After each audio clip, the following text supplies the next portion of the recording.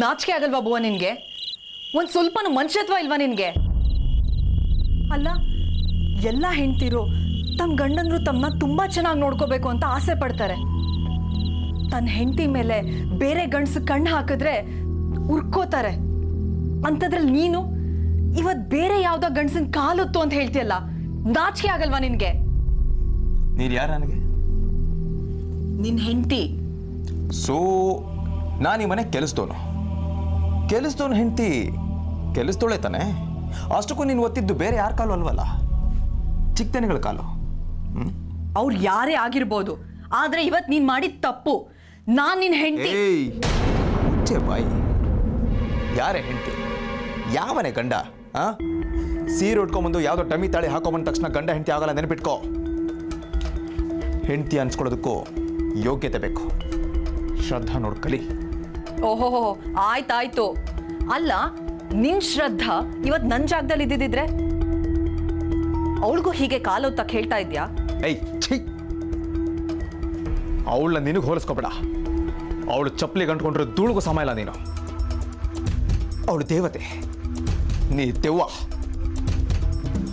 ಆದಷ್ಟು ಬೇಗ ನಿನ್ನ ಗ್ರಾಚಾರ ಬಿಡಿಸಿ ಇಲ್ಲಿಂದ ಓಡಿಸ್ಬೇಕು. ನೀನು ಅವಮಾನ ಆಗಿ ನಿನ್ನ ಸಾಯ್ಲಿ ಅಂತಲೇ ಹೀಗೆ ಮಾಡಿದ್ದು ನಾನು. ಈ ಮನೆಯಲ್ಲಿ ಜಾಸ್ತಿ ಆಯುಷ್ಯ ಇಲ್ಲ ನಿನಗೆ. ಅದನ್ನು ಅರ್ಥ ಮಾಡ್ಕೊಂಡು ನೀನು ಇಲ್ಲಿಂದ ಜಾಗ ಖಾಲಿ ಮಾಡಿಬಿಡು. ನನಗೆ ಓಡಿಸೋದು ಉಳಿಯುತ್ತೆ. ಯಾರು ಹೋಗೋರು ಯಾರು ಇರೋರು ಅಂತ ಇಷ್ಟು ಬೇಗ ಡಿಸೈಡ್ ಆಗಲ್ಲ ಭುವನ್. ನೀನಿಂತ ಎಷ್ಟೇ ಆಟ ಆಡಿದ್ರೋ ಈ ಗ್ರೌಂಡಿಂದ ಅಷ್ಟು ಸುಲಭವಾಗಿ ನನ್ನ ಆಚೆ ಹಾಕಕ್ಕಾಗಲ್ಲ. ಇದೆ, ಇನ್ನೂ ಬಾಕಿ ಇದೆ. ಈ ಎಲ್ಲ ಮುಗುದೇ ಅನ್ಕೋಬೇಡ. ಇನ್ಮೇಲೆ ನೀನು ಈ ಮನೇಲಿ ಇರೋ ತನಕ ಒಂದಲ್ಲ ಒಂದು ಅವಮಾನ ಆಗ್ತಾನೆ ಇರುತ್ತೆ ನಿನಗೆ. ಪ್ರತಿ ಕ್ಷಣ ಒದ್ದಾಡ್ಬೇಕು ನೀನು. ಯಾಕಾದ್ರೂ ಬದುಕಿದ್ದೀನಪ್ಪ ಅಂತ ಅನ್ನಿಸ್ಬೇಕು. ಹಾಗೆ ಮಾಡ್ತೀನಿ. ಮಳೆಗಾಲದಲ್ಲಿ ಕೆರೆ ಬಾವಿಗಳು ಸಾಕತ್ತಾಗಿ ತುಂಬಿರುತ್ತೆ. ಮಿಸ್ ಇಲ್ದಂಗೆ ಹಾರ್ಕೋಬೋದು. ಹಾರ್ಕೋತೀಯ? ಹಾರ್ಕೊಳ್ಳೋ ಹಾಗೆ ನಾನು ಮಾಡ್ತೀನಿ. ಭುವನ್, ಇಲ್ಲಿ ರೂಲ್ಗಳು ಬದಲಾಗೋ ಹಾಗಿಲ್ಲ. ಅವಮಾನ ಮಾಡೋದು, ಮರ್ಯಾದೆ ತೆಗೆಯೋದು ಎಲ್ಲ ನನ್ನ ಕೆಲಸ. ಆ ಕೆರೆ ಬಾವಿ ಎಲ್ಲ ನಿಂದು, ಶ್ರದ್ಧಂದು. ಸುಮ್ಮನೆ ನನ್ನ ಎದುರು ಹಾಕೋಬೇಡ ಭುವನ್. ನಿನ್ನ ಒಳ್ಳೇದಕ್ಕೆ ಹೇಳ್ತಾ ಇದ್ದೇನೆ. ಎದುರು ಹಾಕೊಳ್ಳಲ್ಲ, ಮೂಟೆಗೆ ತುಂಬಿ ಬೆನ್ನ ಮೇಲೆ ಹಾಕೋತೀನಿ. ಇನ್ನು ಮುಂದೆ ತೋರಿಸ್ತೀನಿ ಆನೆ ಯಾರು ಮಾವುತ ಯಾರು ಅಂತ. ಆಯ್ತಾಯ್ತು, ನಾನು ನೋಡ್ತೀನಿ ಆನೆ ಶಕ್ತಿ ದೊಡ್ಡದೋ ಅಂಕುಶದ ಶಕ್ತಿ ದೊಡ್ಡದೋ ಅಂತ. ನೋಡ್ಬೇಕಾಗಿರೋದು ತುಂಬಾ ಇದೆ. ನೀನು ಅನುಭವಿಸ್ಬೇಕಾಗಿರೋದು ಇನ್ನೂ ಜಾಸ್ತಿ ಇದೆ. ಒಂದೊಂದಾಗಿ ಕೊಡ್ತಾ ಹೋಗ್ತೀನಿ, ತಗೋತಾ ಹೋಗು.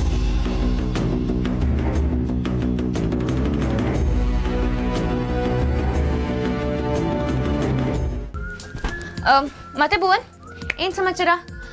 ಬೆಂಗಳೂರಲ್ಲಿ ಮಳೆ ಬೆಳೆಲ್ಲ ಹೇಗಿದೆ? ಮೊನ್ನೇನೋ ಬಂದಾಯ್ತಂತೆ, ಬಸ್ಗೆಲ್ಲ ಬೆಂಕಿ ಸುಟ್ಬಿಟ್ರಂತೆ. ಇಲ್ಲಿ ನನ್ನ ಒಳಗಡೆನೆ ಬೆಂಕಿ ಹೊತ್ಕೊಂಡು ಉರಿತಾ ಇದೆ. ಯಾಕೆ ಹಿಂಗೆ ಬಂದ್ ಮಾಡ್ತಿದ್ಯಾ ನೀನು? ಹೋಗ್.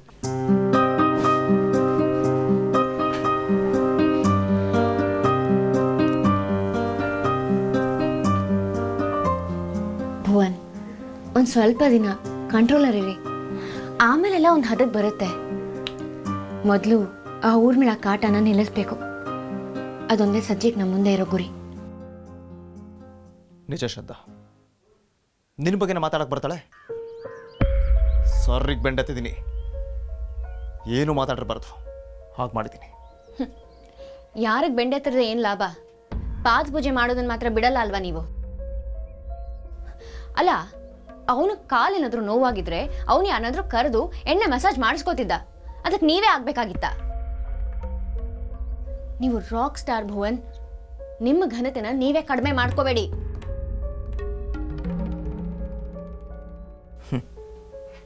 ಕಾಲ ಅಂದರೆ ಹಾಗೆ ಅಲ್ವಾ ಶ್ರದ್ಧಾ? ಒಂದ್ಸಲ ನಮ್ಮ ಕಾಲು ಒತ್ತಿಸ್ಕೊಳ್ಳೋದಕ್ಕೆ ಆಳುಗಳನ್ನು ಕೊಡುತ್ತೆ. ಮತ್ತೊಂದ್ಸಲ ಅದೇ ಆಳ ನಾವಾಗಿ ಮತ್ತೊಬ್ಬರ ಕಾಲು ಒತ್ತಬೇಕಾಗಿ ಬರುತ್ತೆ. ನೋಡೋಣ ಇನ್ನೂ ಅದೇನೇನಾಗುತ್ತೋ ಅಂತ. ಆಗಲಿ. ಭುವನ್, ನೀವು ಯಾಕೆ ಹೀಗೆ? ನನ್ನ ಮಾತು ನಿಮ್ಗೆ ಅರ್ಥನೇ ಆಗಲ್ವಾ? ನೋಡು ಶ್ರದ್ಧಾ, ನಾವಿಲ್ಲೇ ಇದ್ರೆ ಆಳು, ಊರಿಗೆ ಹೋದ್ರೆ ಶ್ರೀಮಂತರು. ನಿನಗೆ ಯಾವ ಜೀವನ ಬೇಕೋ ನೀನೇ ಡಿಸೈಡ್ ಮಾಡು. ಭುವನ್,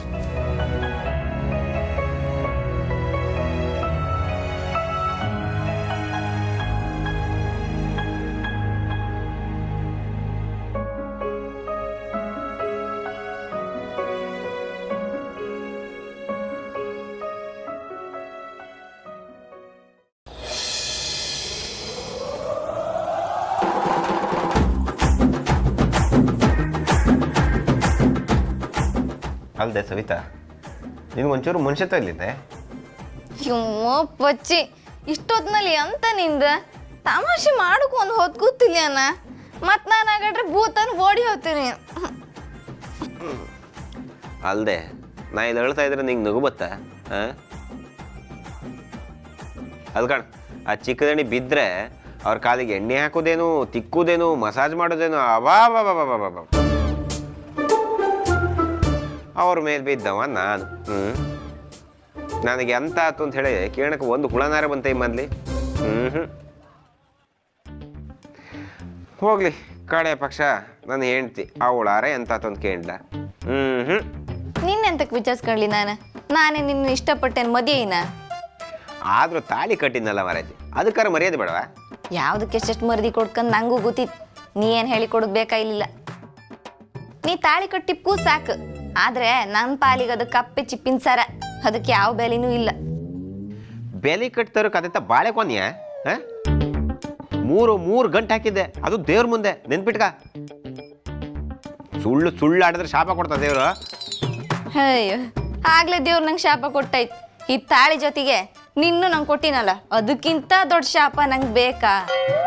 ಬಾಬಾ, ಕೊನೆಗೂ ರಮೇಶ್ ಅಂದ್ರೆ ಹುಟ್ಟಿದ ಮಾತೇ ಆಡ್ದೆ ಕಣ. ಹಿಂಗೆ ಇರ್ಕ ನೀನು.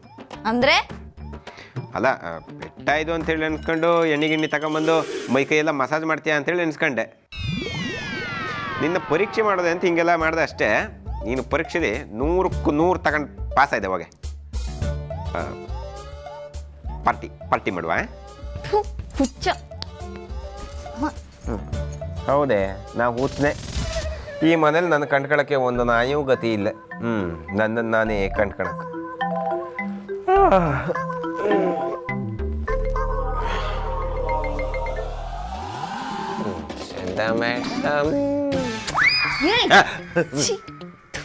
ಕಾಲ್ ಮುರ್ದಾಕ್ತಿ.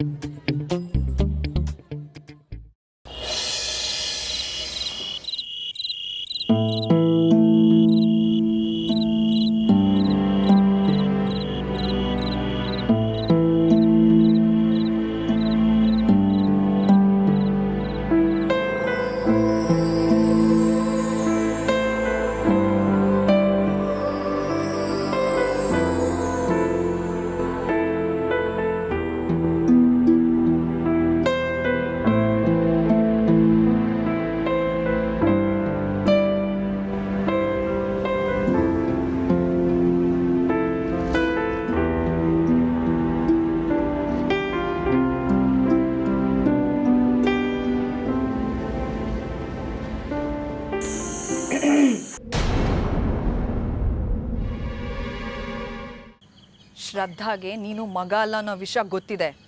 ಅವಳೊಬ್ಳಿಗೇನೆ ಈ ವಿಷಯ ಗೊತ್ತಿರೋದು. ಆಸ್ತಿನೂ ಸಿಗುತ್ತೆ, ಮದುವೆನೂ ಆಗುತ್ತೆ. ಮದುವೆನೂ ಆಗುತ್ತೆ, ಆಸ್ತಿನೂ ಸಿಗುತ್ತೆ. ಏನ ಮದುವೆನಾ? ಶಂಕರಣ್ಣ ಮತ್ತೆ ರಮೇಶ್ ಅಣ್ಣ ನಿನಗೆ ಮದುವೆ ಮಾಡೋ ಪ್ಲಾನ್ ಮಾಡ್ತಿದ್ದಾರೆ.